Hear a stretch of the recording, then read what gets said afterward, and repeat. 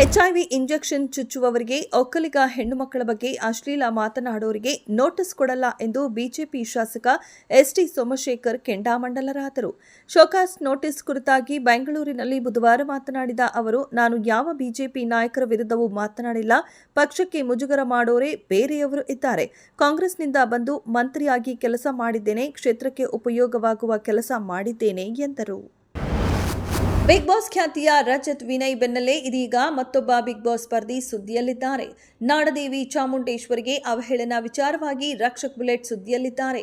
ಹಿಂದೂ ಪರ ಸಂಘಟನೆಗಳು ರಕ್ಷಕ್ ಬುಲೆಟ್ ವಿರುದ್ಧ ದೂರು ನೀಡಲು ಮುಂದಾಗಿವೆ. ಇಂದು ನಗರ ಪೊಲೀಸ್ ಆಯುಕ್ತರಿಗೆ ಹಿಂದೂ ಸಂಘಟನೆಗಳು ದೂರು ಸಲ್ಲಿಸಲಿವೆ. ಖಾಸಗಿ ಶೋನಲ್ಲಿ ಭಾಗಿಯಾಗಿದ್ದ ವೇಳೆ ನಾಡದೇವಿಯ ಬಗ್ಗೆ ಅವಹೇಳನಕಾರಿ ರಕ್ಷಕ್ ಬುಲೆಟ್ ಮಾತನಾಡಿದ್ದಾರೆ ಎನ್ನುವ ಆರೋಪ ಕೇಳಿಬಂದಿದೆ. ಖಾಸಗಿ ವಾಹಿನಿಯಲ್ಲಿ ಪ್ರಸಾರವಾಗಿದ್ದ ಕಾರ್ಯಕ್ರಮವಿದು. ಕಾರ್ಯಕ್ರಮದ ವಿರುದ್ಧವೂ ಹಿಂದೂ ಸಂಘಟನೆಗಳು ಗರಂ ಆಗಿವೆ. ಹೊಸ ಟೋಲ್ ದರಗಳು ಕರ್ನಾಟಕದ 66 ಟೋಲ್ ಪ್ಲಾಜಾಗಳಲ್ಲಿ ಜಾರಿಯಾಗುವ ಸಾಧ್ಯತೆ ಇದೆ. ಬೆಲೆ ಹೆಚ್ಚಳದ ಬಿಸಿ ನೇರವಾಗಿ ಗ್ರಾಹಕರಿಗೆ ತಟ್ಟಲಿದ್ದು, ಪ್ರವಾಸಿ ಕ್ಯಾಬ್, ಇತರೆ ವಾಹನಗಳು ಕೂಡ ಬೆಲೆ ಏರಿಕೆ ಮಾಡಲಿದ್ದು, ಇದು ಪ್ರಯಾಣಿಕರಿಗೆ ಹೊರೆಯಾಗಲಿದೆ.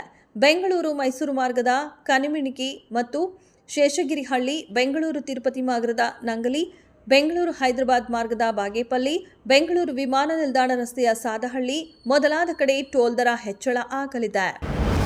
ಕರ್ನಾಟಕದಲ್ಲಿ ತಳ್ಳನ ಸೃಷ್ಟಿಸಿರುವ ಸಚಿವ ಕೆಎನ್ ರಾಜಣ್ಣ ಹನಿ ಟ್ರ್ಯಾಪ್ ಯತ್ನ ವಿಚಾರ ದಿನ ಕಳೆದಂತೆ ಗಂಭೀರ ಸ್ವರೂಪ ಪಡೆಯುತ್ತಿದೆ.